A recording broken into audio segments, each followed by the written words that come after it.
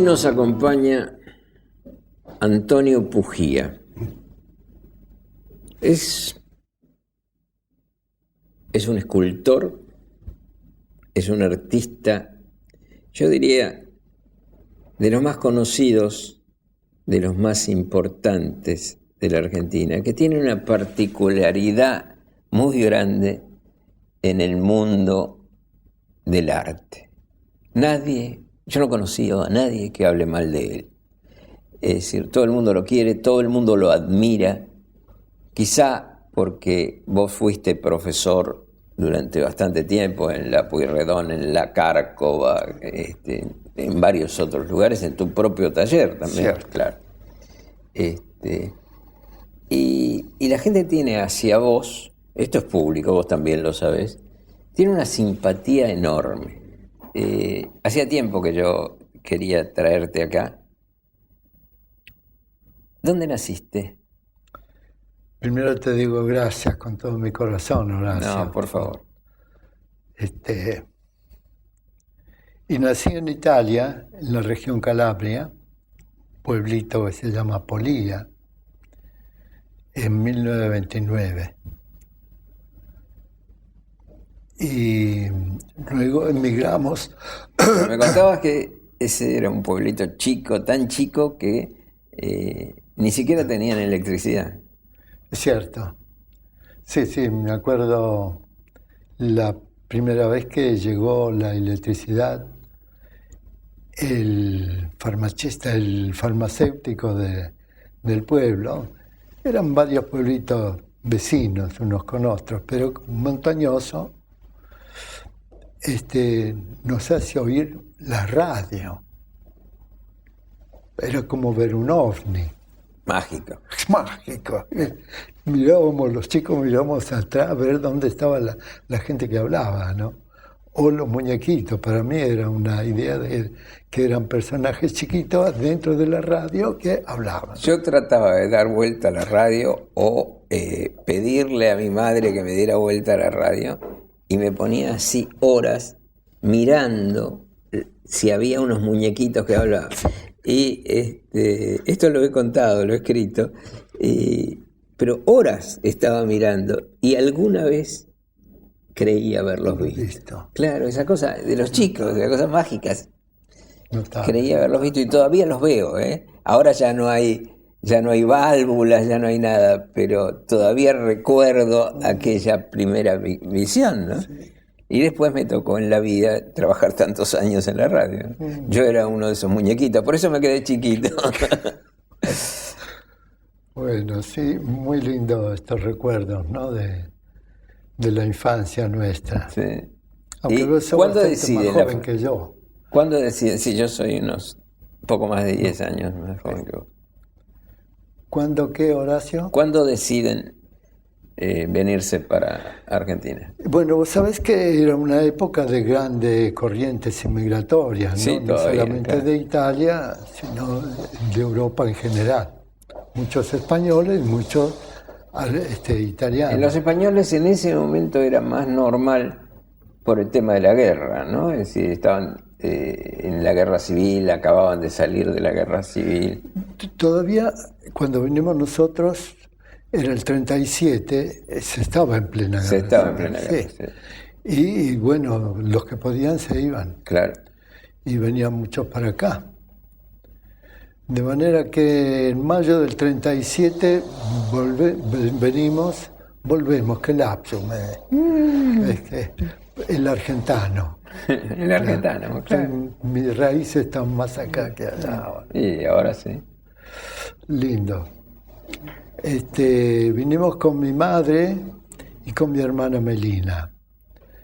Ya mi padre estaba acá como era el hábito de la inmigración. Claro, primero venía el padre, se establecía, veía cuáles eran las posibilidades de trabajo. Sí, exactamente. Que generalmente había ya trabajo porque tenían que ser llamados por alguien que ya estaba afincado acá, o una empresa, suponete, ¿no? ¿Y qué hacía tu padre? Mi padre era hijo del molinero de los pueblitos de ahí, el molinero se entiende hidráulico, ¿no? Claro. que yo recuerdo muchísimo y a mi abuelo también, porque mi padre me dejó de un año y algo, de manera que lo conocía por fotos o lo que la mamá nos contaba por las ¿Y calles. volvió a poner un molino acá? No, pobrecito, él, digo de una manera cariñosa, ¿no? Pobre. Pensó que todos los molinos del mundo eran con el torrente de agua Claro. que movía. Y se fue a Molino Río de la Plata a pedir trabajo. Te das cuenta que estaba todo mecanizado.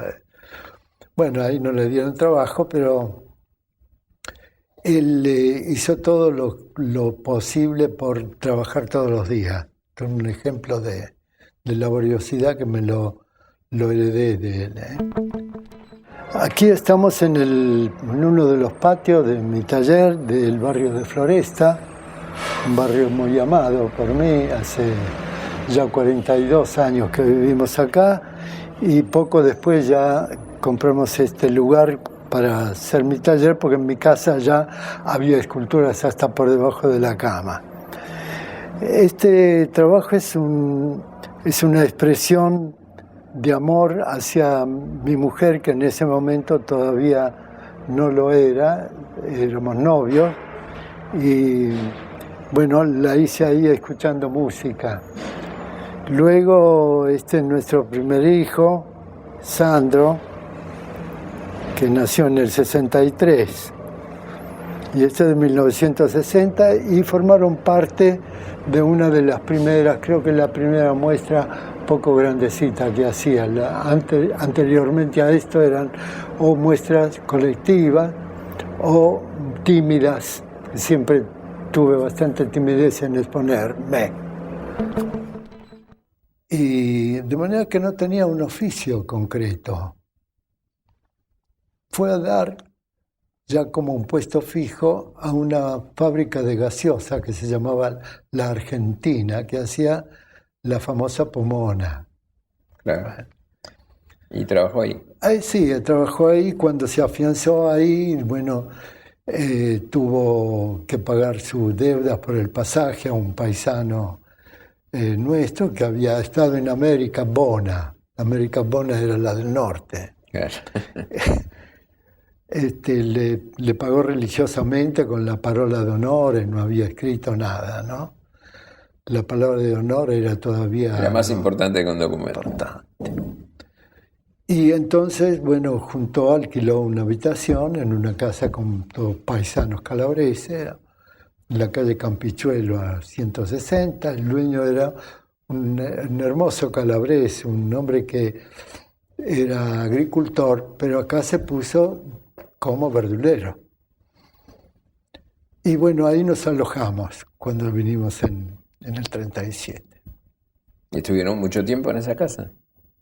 Estuvimos un par de años escasos. Quiere decir, tus primeros recuerdos de Buenos Aires están ahí. Sí. Y bueno, enfrente, justo en Campichuelo, estaba la fábrica La Argentina, ¿no? Donde mi viejo trabajaba allí. Así que cruzaba.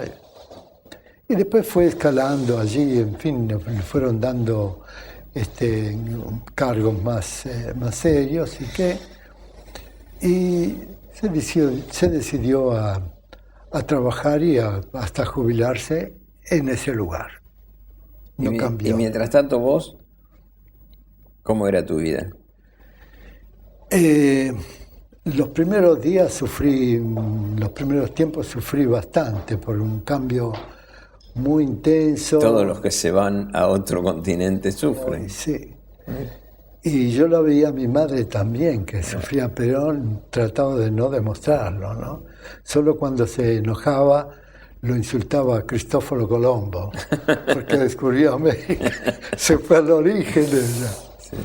Bueno, yo me enojaba con los largos años que tuve en España. Yo me enojaba con los españoles, así en general. Cuando no conseguía trabajo, cuando me pasaban esas cosas, ¿no? Así, digo, ¿pero a qué se me ocurrió venir a España? Y después que me establecí, claro, estaba muy agradecido, estoy lleno de amigos españoles y me gusta ahora se puede menos porque es más caro el pasaje, pero me gustaba volver, ¿no? Inclusive. Uno siempre tiene un pie en un lado y otro en el otro, cierto, para siempre, ¿no? Sí, sí. Una vez que uno ha cruzado el Atlántico, es para siempre ese cambio, ¿no? La inmigración de esa época había una cosa tácita, ¿no? De no volver, ya afincarse definitivamente allí, de no volver. Claro, y después vino la guerra para colmo. Y en el 39 la guerra civil española, la guerra mundial, te podés imaginar, y sobre todo Europa como quedó hecho Claro. polvo. Este es el cuadro del gran artista, para mí el artista clave, el artista más importante que ha dado la pintura de la Argentina o el arte de la Argentina. Este cuadro es de 1890 y algo, y este trabajo lo hice en el 2000. Por consiguiente, allí repito el cuadro de don Ernesto de la Cárcova y utilizo la frase tan conocida de Discépolo en el 2000 también, cuando había mucha desocupación, que inclusive se llegó a un récord de maldad, de falta de ocupación, de trabajo. Y sin trabajo no hay vida posible, porque no evoluciona la vida y tampoco, como vemos acá, está con su platito vacío y el niño totalmente desnutrido de nuevo.